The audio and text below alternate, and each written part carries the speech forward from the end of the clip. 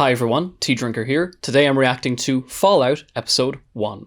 Given the fact that I am a massive fan of this game series, I want to spend a couple of minutes talking about why it's taken me so long to watch this and what it is that I'm expecting.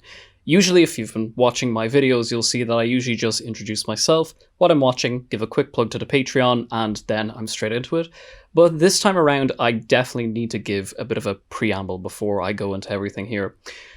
So, as I said, the Fallout series is one that has been near and dear to my heart for years now. I played Fallout 3 the year that it came out, and I've just been hooked ever since. I think within the first year or two of Fallout 3 being released, I clocked something like, 450 play hours of something like that, and I don't even think that was including the DLC either.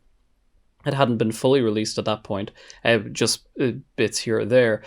Fallout New Vegas is, well, I think, easily about 2 to 250 hours over the years, playing that alongside all the DLC. And though Fallout 3 is what I would call my favorite game of all time, I would say that New Vegas is probably the highlight of the entire series. And indeed, I think you could see it as one of the crowning achievements of modern day RPG games. Though I unfortunately have not had the good fortune to be able to play Fallout 2 just yet. Fallout 1 is something that I'm, again, just a very, very big fan of. Even just within the last week, knowing that I was probably going to be reacting to the series, I ended up just playing through it again, just going through all the motions of getting the water ship as quick as possible to just then be totally free to explore the world and do all the dialogue, and you're still finding new things. So suffice it to say, this is a series that I have so much adoration for. I'd say outside of The Legend of Zelda, I would probably go as far as to say that Fallout is my favorite gaming IP. So you can probably see where this is going. Because then you had Fallout 4. And Fallout 4, it had a lot going for it. It did bring a lot of new things to the table. The crafting system, I will admit, is very, very robust. And look, I mean, of course there's all the memes of the map size and the things Todd Howard said there would be. And there is a lot of good to Fallout 4. And I can imagine for a lot of people, Fallout 4, it's going to be their introduction to the series, probably better than Fallout 76, we won't go there. But for me, Fallout 4, given that they wanted to go in a more action-adventure oriented experience and really kind of restrain the more RPG elements, particularly with the story and particularly with the dialogue, it's very much railroaded. It's very much, here is the Fallout RPG experience for people who maybe they don't have much experience playing RPGs, maybe they don't even like RPGs that much. You know, the likes of Skyrim gets a lot of flack nowadays from kind of the RPG purists for similar complaints, but to me, Fallout 4 was just really, it was really to the point where I thought, I can appreciate this for what it is and enjoy it from time to time, but to me, it doesn't feel like Fallout, for the sense that this doesn't feel like the true RPG experience that I know Fallout is not only capable of doing, but it's where the game truly lies. That's where its assets are. So to now have an Amazon Prime show made of Fallout that is presumably going to appeal to the audience of Fallout 4 and Fallout 76, I have been putting this off because I was like, look, there's that being made, and again, everything with Fallout 76, and it, seeing the teaser trailer and watching a short little clip, and I didn't like the production. It looked fine. The costumes didn't really blow me away or anything, and the fact that you have a star-studded cast. There's the girl, you'll forgive me for forgetting her name, but of course we know her as Jinx from Arcane. You have Kyle MacLachlan from Twin Peaks, David Lynch being one of my all-time favorite directors, and Michael Emerson, who was Ben from Lost, which is probably my all-time favorite TV show. All of these operating in a television show based on one of my all-time favorite gaming IPs, and it's like, if I go into this and I'm disappointed, it's just going to be one more sour taste in my mouth. And again, I'm not knocking on anyone who does really like Fallout 4. In fact, it's I don't even think it's a mediocre game. I think it's a good game. But for me, as someone who's really into the likes of, let's say, Disco Elysium or Planescape Torment or just a real storytelling RPGs, it's like if I go into this show, where's it going to be? I'm not expecting a TV show, any television show, to have that level of complexity that a CRPG experience could give you. Not even The Wire could do something like that. But I do want an experience that's going to make me think, does this story need to exist? Or is this just going to be boilerplate, post-apocalyptic TV show in a Fallout jumpsuit?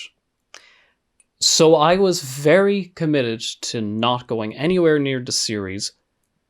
And then over the last month, everyone who I've met who has watched this TV show says it's great. Some have said it's fantastic. Some have said it's quite good. No one has said it is bad. I have not met a person who thinks that this TV show is bad, and these are people who I know in real life. There are people who I know just online, and of course the critical consensus, you know what I mean? Taylor Swift got a good critical consensus, you know what I mean? I'm going to listen to people I know, and you know, it does seem to have universal acclaim. Not necessarily that it's reinventing television or anything, but for a show to be set in the Fallout universe and just for it to be good, just for it to be solid, it has me intrigued. This is a much longer intro than I've ever done. I've never done any intro for anything thus far, so with this being the show it is, and with me being the person I am, with the perspective I have, also worth noting, I know nothing else about the show other than the actors. I do know that timeline-wise, it takes place after the events in the games, and as to how much of it is indeed canon, I don't know. I'm aware that Tim Kaine has given his blessing of the show, and he himself has said that I'm not really worried about particular Easter eggs or lore matching up 100%, because if it's not something I care about, you shouldn't care about. But nonetheless, I think I saw even it popped up on my feed because you see I've been watching more videos related to the games, so then some clips related to the TV show come up every now and again. I'm trying to avoid them, but one of them inadvertently caught my eye, which is all 110 Easter eggs in the Fallout series explained. It's like, okay. Because if they're putting that much effort into the lore, then that leads me to believe that there's going to be a certain level of quality to the writing. And at the end of the day, that's all I care about. I just want a well-written show. And honestly, if half the stuff about the lore didn't even match up, but just the story itself is good, and it does more than just, again, bog standard post-apocalyptic TV show, but it's Fallout. Does this series need to exist? Similar to The Last of Us TV show, and I know that's different because it was based directly on one specific game, but nonetheless, that was tasked with a question, does this story need to exist? And with Fallout, the story is going to be different. It's not a story that's in any of the core games, but nonetheless, does this TV show deserve to exist? I'm going into this very cautiously optimistic. Not getting my hopes up, but if the 8 episodes end up being good, for me, that would be a real joy to see. So, if you would like to see the full reaction to this and everything I've watched on the channel so far, and become a patron to vote on a monthly community film, I totally lost track of what I was saying there with this ridiculously long intro. Sorry. Access to the full reaction to this, everything I've watched, and vote on a monthly community film. The newest one that's just been reacted to has been Wolf Children, and was voted on by you guys, the patrons. You can do all that for just $1 a month by following the link to the Patreon in the description down below. You can also get access to even more benefits of the higher tiers, and in the next few weeks I'll also be launching early access to the film reactions, and probably early access to the TV reactions as well. I'll probably also bring in something along the lines of letting you guys vote on the anime I watch. Like, I have a couple of series in mind for the anime that I want to watch, the likes of Frieren, the likes of Violet Evergarden, Chainsaw Man, none of which I've seen. Violet a bit, but it's been long enough that I'd go in fresh. Be that as it may, I cannot believe this is such a long introduction. This is insane. Thank you so much for your patience. Here's Fallout. Seeing Bethesda Game Studios in a TV show is uncanny. Yeah, it's the end. Well, there's Walton Goggins anyway. So I take it a nuclear bomb is on the way. Ah, the Mr. Handy.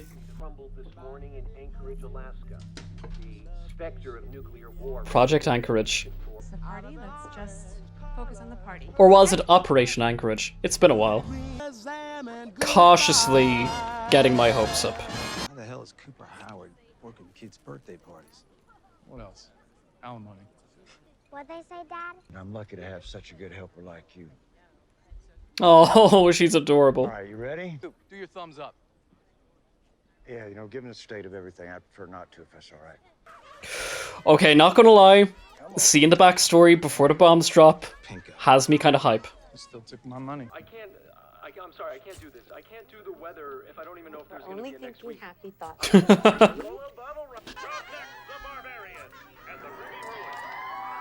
Oh, that takes me back. I am liking the tone of it so far. I do like this. Why wouldn't you do it? The thumbs up. If they ever drop a really big bomb, tell us to hold up your thumb just like this. And if it's bigger than your thumb, Well, They told us not to bother running. yeah, literally. But us cowposts, we take it as it comes, right? Oh. And I take it she's going to be the one to see it. All right, one. is it your thumb or mine?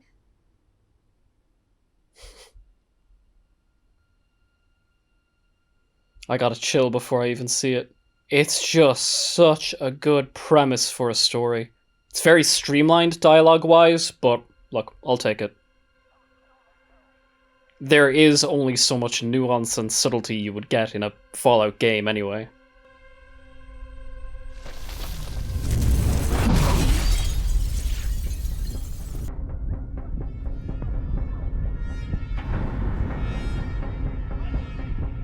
Fallout Shelter.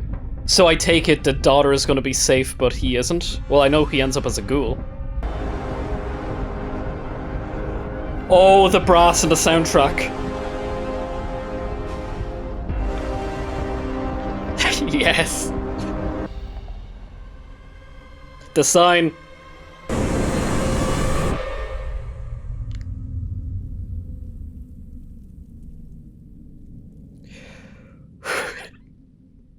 Don't you fucking break my heart, Fallout.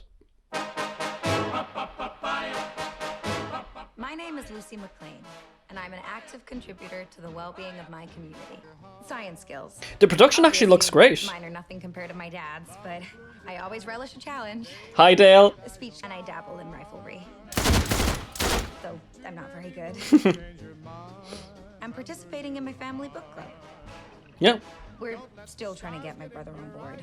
My reproductive organs are intact. She my has great height is handwriting. Maintained, and yet that I hereby submit my application to the council to participate in the triennial trade with. I think I might like it. This might actually be a really good show.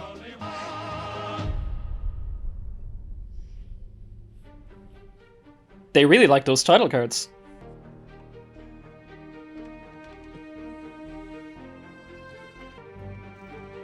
I literally have one right over there.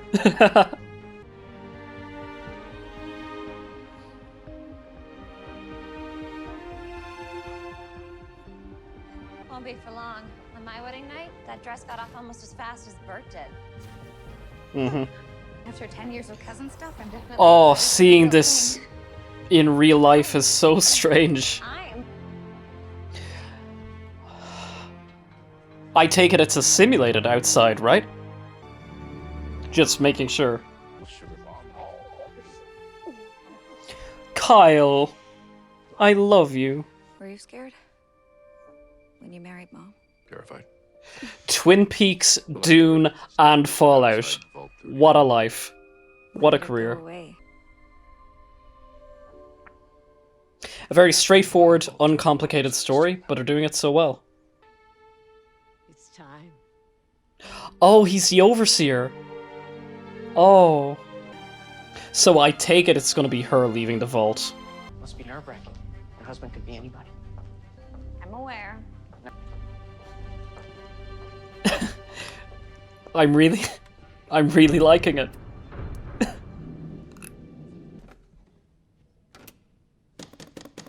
What's going on? Does he like her? Yeah, literally. We all know that, Jet. Messing around with your cousin, it's all well and good for kids, but it's not a sustainable long-term sexual practice, you know? Okay, I gotta say, I'm loving the tone and humor so far. And you'll forgive me for getting a bit misty-eyed, but I think they turned Fallout into a good show. As arranged, we offer you seed and parts for machinery. In exchange, we offer you a breeder. Great soundtrack and sound design done so far, by the way. I'm Lucy. Do you have a name? Pretty.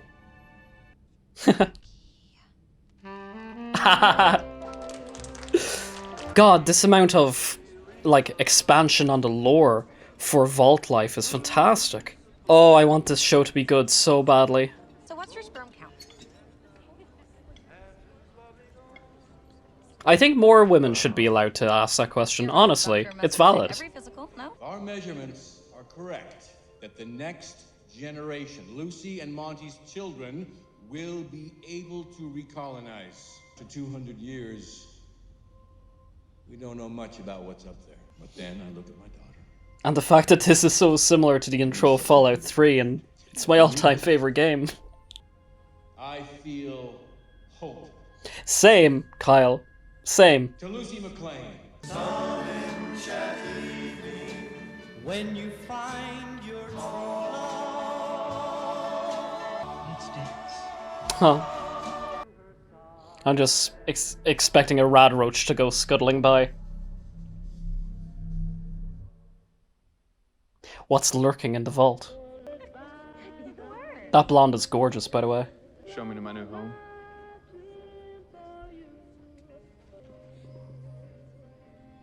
What is going on? Every big moment of our lives is gonna happen right here. Oh yeah, he's baddie, isn't he? Didn't get a good vibe. We have everything with the hand-me-downs, an icebox, a blender. They even gave us... He's ready for repopulation. Mm-hmm. Okie dokie. Okay. That could have been problematic. I'm glad that she's taking it in stride.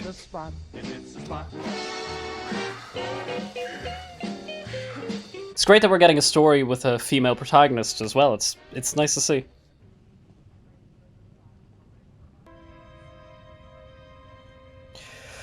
Shit. Was this done intentionally, I wonder? Oh, I'm glad they had fun.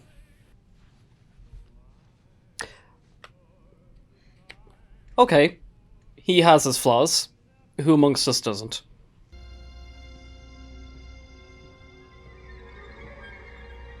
What is going on?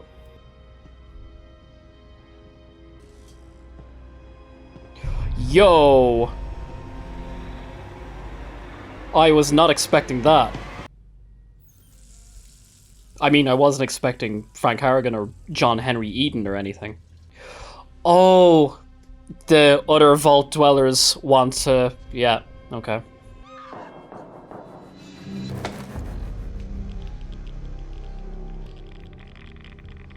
Yeah, off the hook radiation. Raiders. Brilliant. I did not see it coming.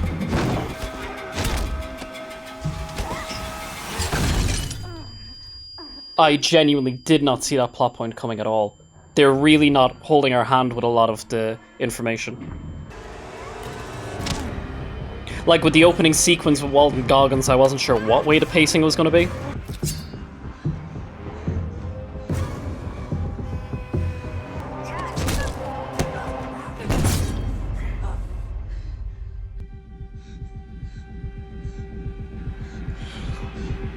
Yo!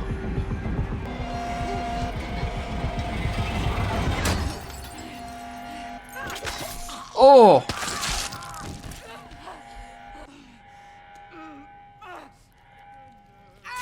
And in a wedding dress, no less. That's great writing.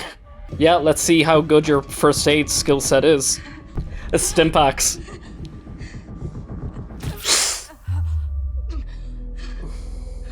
Oh, she's a great actor.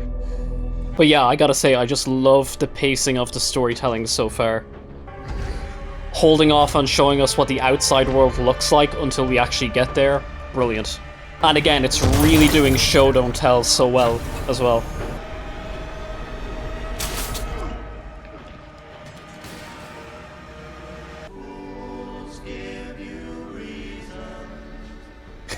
It's great getting those more camp moments as well. It actually works really, really well here.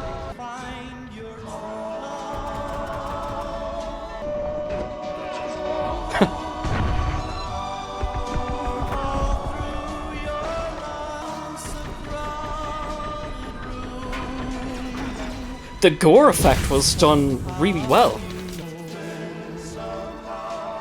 Oh, that's a fantastic visual metaphor. Are you kidding me? Their literal world being a burning film reel. Sir, please don't make me use force. Oh, Psycho.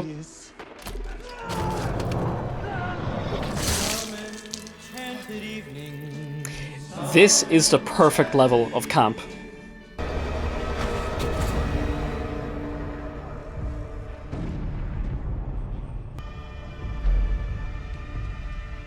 Again, just very impressed with the pacing of all this. Even so far, I know this is a show that's really going to keep things centered on character conflict, which is just what you need. They're not giving us B and C storylines to try to maintain our attention. They're keeping things simple, and they're doing it well. If the rest of the series is going to be as good as this first episode, fantastic. Please stand by. Yep. Yo. I think I know who you are. Everyone knows who I am. Mm-hmm. So I'm gonna offer you a choice. Them or her.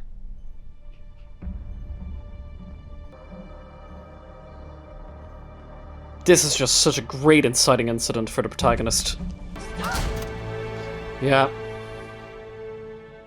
You are my world. I love you so much, Kyle.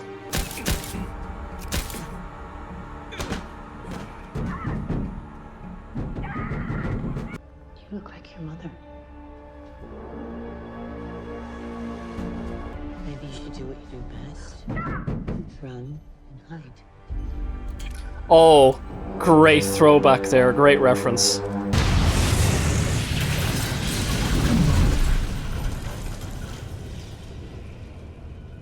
And presumably, she now just has to fend for herself.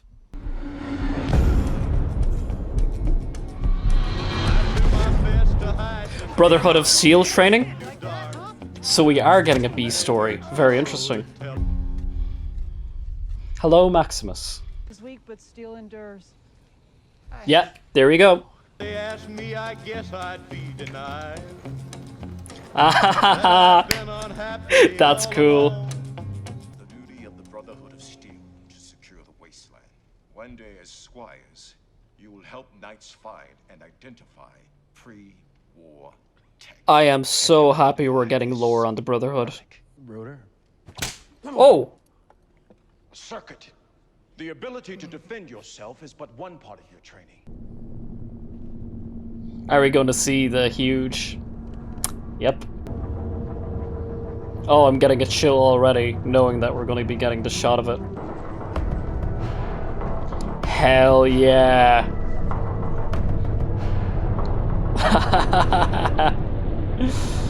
Oh. Yeah, look at that shit.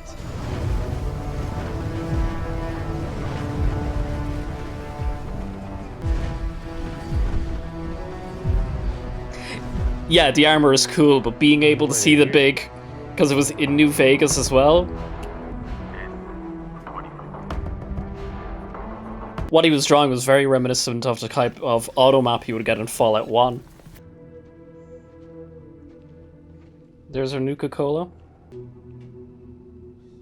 I wonder if we're going to see him try it on.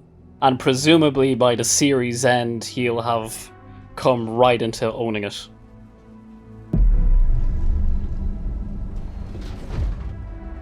Oh! This was my idea. He didn't want. Summoned. Come at me. So how is Maximilus's storyline going to add up with Lucy's? A bunch of us were chosen to get anointed. Oh, okay. What's your title gonna be? Squire, tonight Titus, and get this, we're going to the wilds. Hell yeah! I think it's so brilliant the way they haven't actually shown us the wasteland just yet. Just a perfect pacing.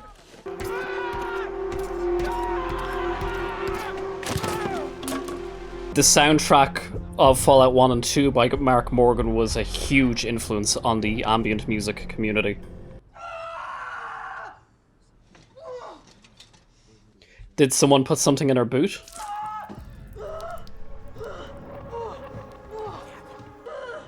Yeah.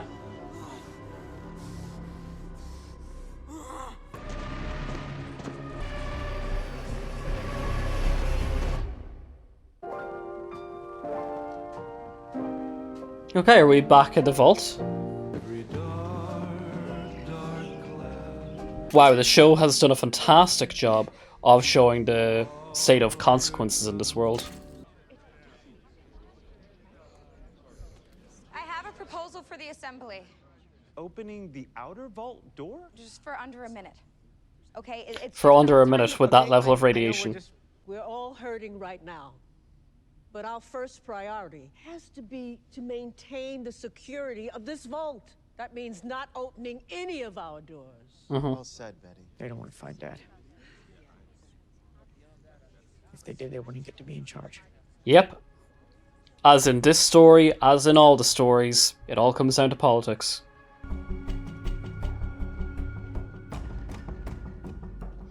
She's going to find her dad. Hey, Davey. How's your day going? Bad as everyone else's.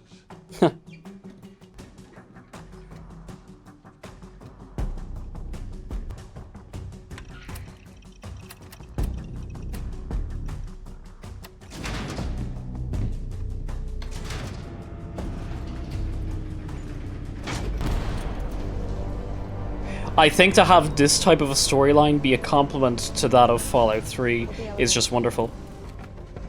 Take care of Norm till I'm back, okay? I'm going with you. No, you're not. What you're doing is insane.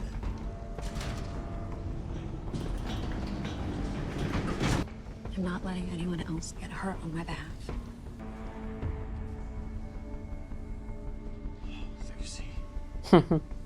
Very clever of her. There's a great sense of scale of the entire vault as well. It's really, really impressive. For God's sake, hug him.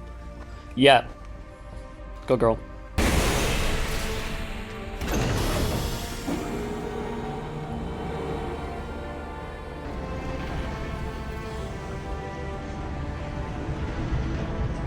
Just a brilliant setup for the rest of the season. Young lady, come back here right away. Yes, the blinding white light. I'm getting a chill. Oh, and the way the light slowly came back to normal. Oh, and we're gonna get that wide shot of the deteriorated city. The shots of the bodies are just absolutely excellent. Oh, phenomenal. Oh, they did such a good job. That sound design. incredible. Yeah, we're gonna get the shot, aren't we? She's never seen this much water before. Oh. Back to Maximilian. Yeah.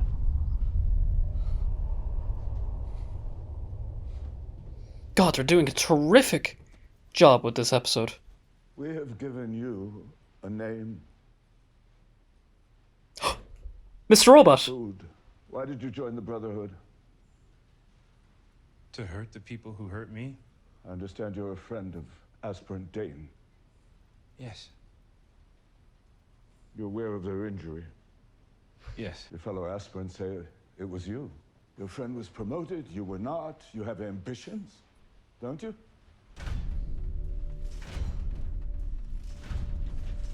They got the sound of the power armor very good. Speak. I didn't do it. I did not. I wanted it to happen. Is that wrong? Okay, you're giving us a bit of honesty. That might be in your favor. Yes. Violence against a brother of steel is a sign of weakness. Are you? Weak? I don't want to be. Are they going to outcast him from the Brotherhood? Surely not, with the information he has. Do you have anything else to say? In your defense?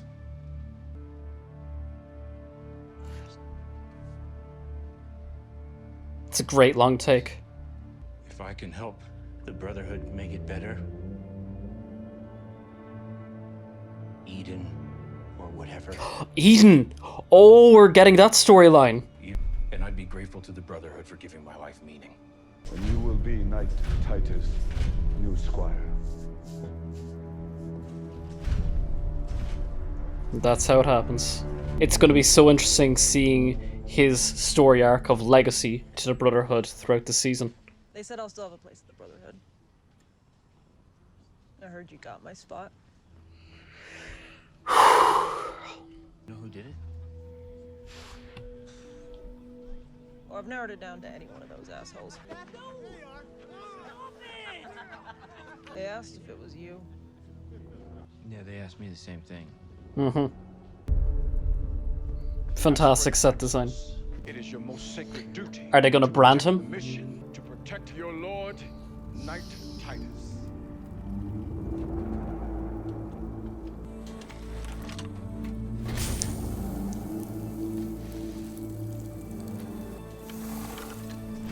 Mm-hmm. In the Commonwealth I think it's so great we're getting so much of the Brotherhood in episode 1. of the Enclave has escaped. The Enclave's real. And that he has with him a profound potential. Yeah, relation to Eden, I'm assuming. Our nation, each night in this legion, will search a section of the wilds for this target. Yeah. And may the shape of the future be cut by your sword!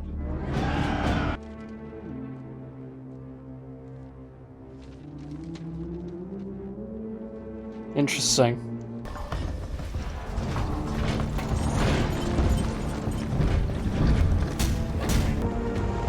God, they've done such a phenomenal job here. Again, I really did have my doubts because apparently the Halo series didn't end up well, so seeing that everything that's happening here appears to be doing a very good job, very optimistic. Where are we getting now? We still have to see the return of Walton Goggins' character. Oh, the amount of fun I had with that gun in Fallout 3. Don Pedro has our friend dug up once a year. Is that a Radaway? You're telling me the supreme badass we're looking for is a godforsaken mutant? Hell, some respect. Oh, you said you knew this guy. I said I knew of him. How long has this asshole been moldering in the ground? No, he's not feral. A feral goon can't abide a chicken. Please tell me that's a joke. Yeah, it has to be Radaway to stop him from becoming feral.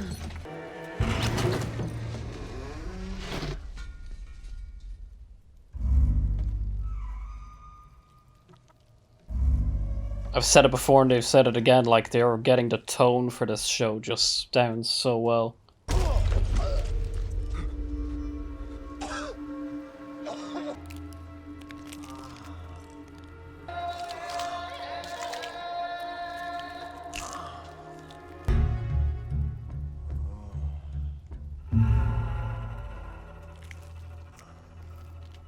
Wow, is this an Amish production of the Count of Monte Cristo? Or just the weirdest circle jerk I've ever been invited to. Welcome back. I'm Huncho. Now, you don't even know us. No, I do not. Love the way we got his backstory to begin with as well. He's gonna eat that chicken, isn't he? Does that count? Should I shoot him? We got a proposition for you.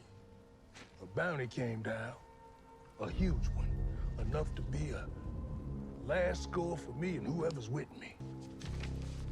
From the Enclave. Oh, they're both looking for the same guy. Where they's running to. Mm-hmm. Dead witch, Molday. In California. Oh, if we see the new California Republic, I swear to God, I will lose my mind. And what the fuck would you know about where I'm from? How about we put you right back in that hole so Don Pedro can have his fun with you for the next 30 years? Whenever somebody says they're doing one last job, that usually means their heart's not in it. Probably never was. I do this shit for the love of the game.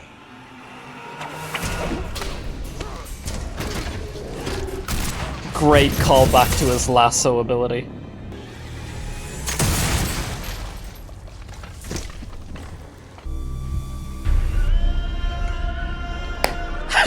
Yes! That's fantastic.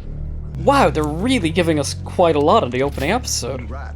This right here was your last job. Us cowpokes. Blah, yeah. We take it as it comes.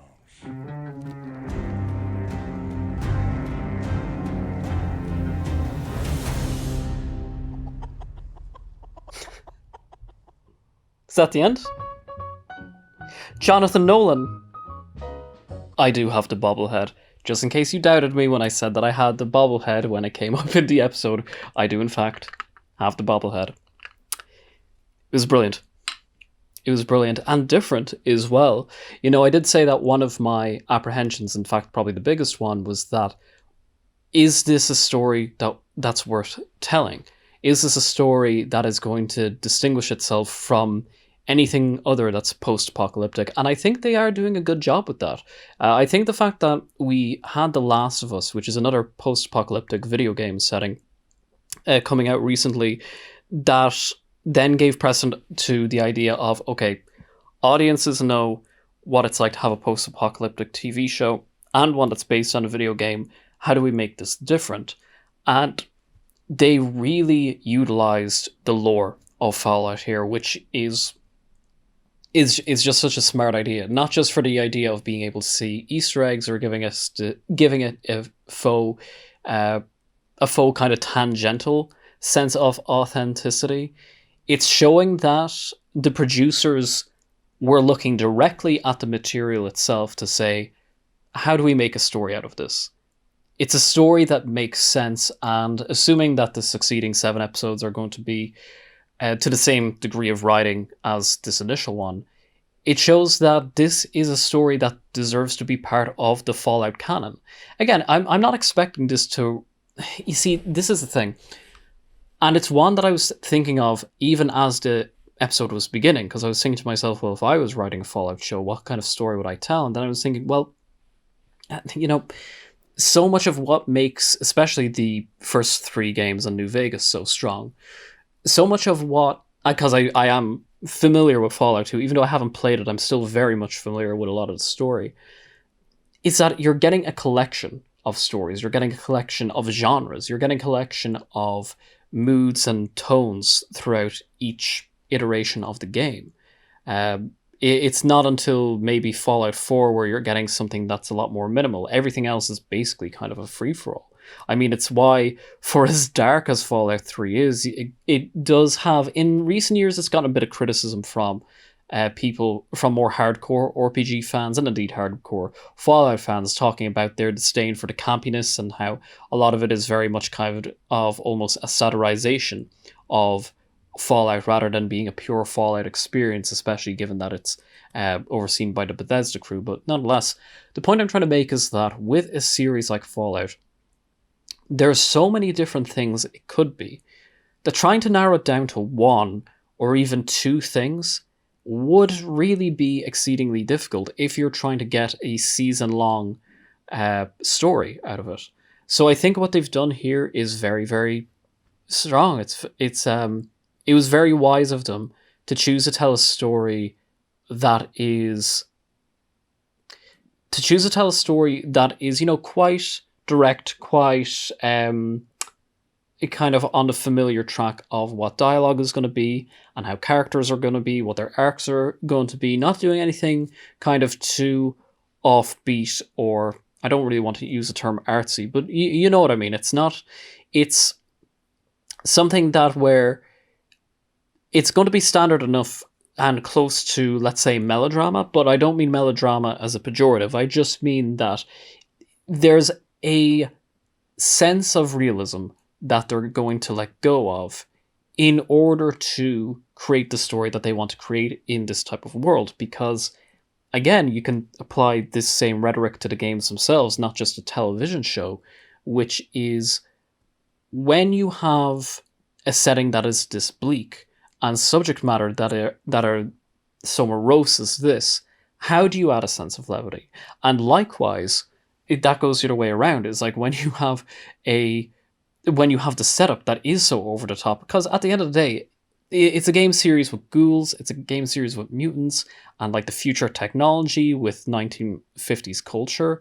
There's only a degree to how serious you can make the story without it seeming not even pretentious, but just kind of contrived. For the same reason that one could not want to see a very serious game series have humor just shoved into it, just shoehorned in to appeal to an audience. At the same time, you also don't want a level of seriousness and realism shoved in when, again, it is a series and a world and an environment and a premise and an art style that is so over the top and is a kind of a sci-fi fantasy in not in the genre definition, but just in the literal definition. So to strike that type of balance does require telling a story that is very direct. It can be the anchor to which everything else. It means that you're able to explore the death, which you're able to explore the darkness, which they do through humor. And there, again, when you have Lucy come out of the vault and she sees the wasteland, I can assume there is going to be quite dark things happening down the line. I don't expect them to go as dark maybe as the series does, but again, you see, it's very difficult for them to do that. Because not only is there going to be things that you're just going to lose out on, again, like it's a CRPG genre. At least that's how it began, and of course so much of that is there within 3 and New Vegas, fuck it, even with Fallout 4 to a large degree. In the sense that those games, and again especially Fallout 1 and 2, are so similar almost to a point-and-click adventure or a text adventure. Like, then you're saying it's not only a case of how do you adapt a video game, it's a case of how do you adapt a book, almost. So there has to be constraints. There has to be some sort of railroading and limitations in order to get across, for lack of a better term, the Fallout experience. So what all of this has led me to say now, in this moment, is that off the merit of this first episode, I truly think they have captured the Fallout experience. What is the Fallout experience? Well, you could say Fallout 4 is the Fallout experience. You could say New Vegas is the Fallout experience. You could say Fallout 3 is a Fallout experience. And you could say 1 and 2 are the Fallout experience. Each one of them is a different definition. But they're all getting within an approximation to something, an approximation of these sharp contrasts within a post-apocalyptic world. The old culture with the new technology. The lofty, jovial, funny, camp, tongue-in-cheek, wink, wink, wink at the audience in Fallout 3 with the absolute, uncompromisingly dark and nihilistic in a way that isn't like edgelord nihilistic, but truly post-apocalyptic, nihilistic, make you question the human condition that Fallout 1 was being able to introduce. Every single game is going to lie on different ends of the spectrum with each one of those concepts. And again, that's not even getting into the idea of just basic concepts of humor and action that are going to be there to varying degrees. And of course, then the lore, the idea of the Brotherhood of Steel and the Enclave and Project Eden and just, of course, the vaults themselves. Every single one of those games is going to land somewhere on the spectrum with how those core principles are dealt with. And I believe, from this first episode of Fallout, the show has proven that they are going to make some sort of statement, that they have the capacity to make a statement on all of those ideas. And this series is able to tick all those boxes, not just in a surface level way, but truly with seeing the set design, with seeing the world and how the characters interact within the world and how the world interacts with the characters themselves. I was, again, to make that point, I was apprehensive with the idea of, well, if this is a Fallout TV show made in a world where Fallout 4 and Fallout 76 exist, where there is a level of Flanderization with regards to the Pip-Boy and the aesthetic.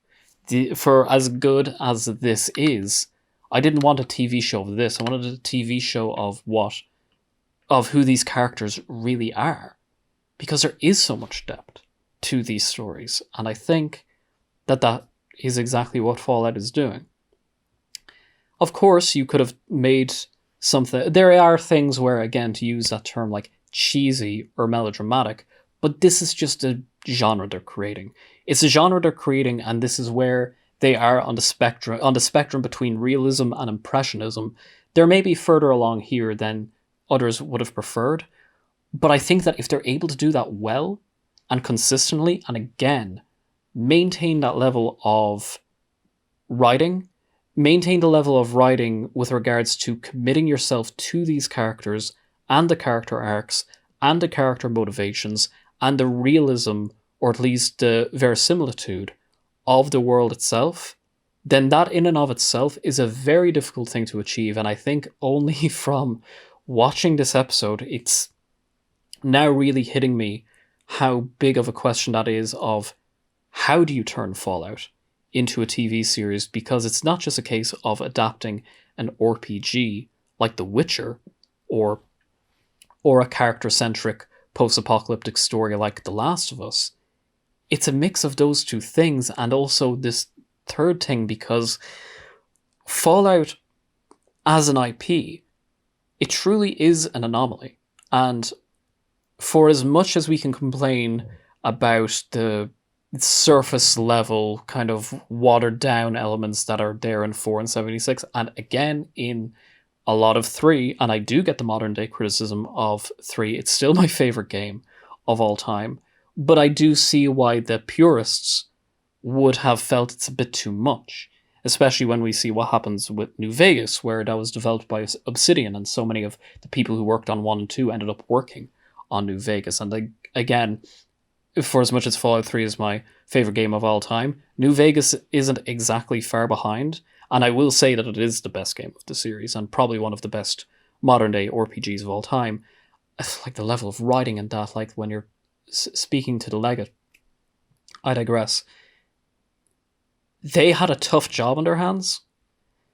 They could have made a serviceable story, just a good boilerplate, and in retrospection, I think to have even made a boilerplate work while still making it feel like Fallout for all the aforementioned elements, that would not have been an easy task.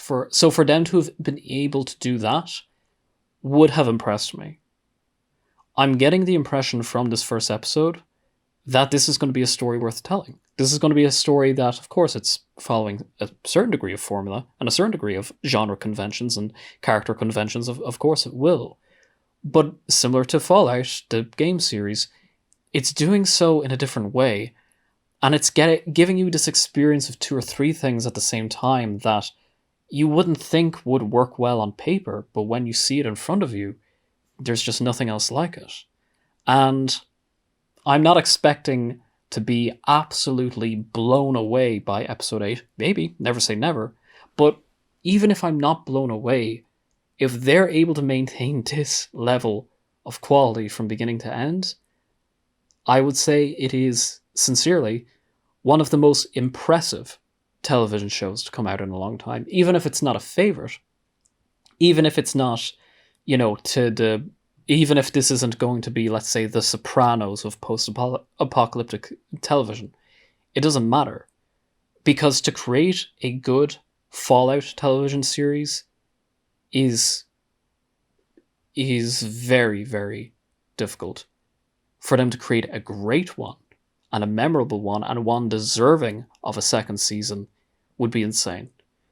And who knows how I'm going to feel 7 episodes down the line, but yeah. As you could see in the opening 15 to 20 minutes of the episode, where I was visibly getting misty-eyed and kind of got a bit of a lump in my throat because I realized, yeah, they did it. They made Fallout into a TV show. They've shown that Fallout is a story worth telling. That this is a universe worth interacting with.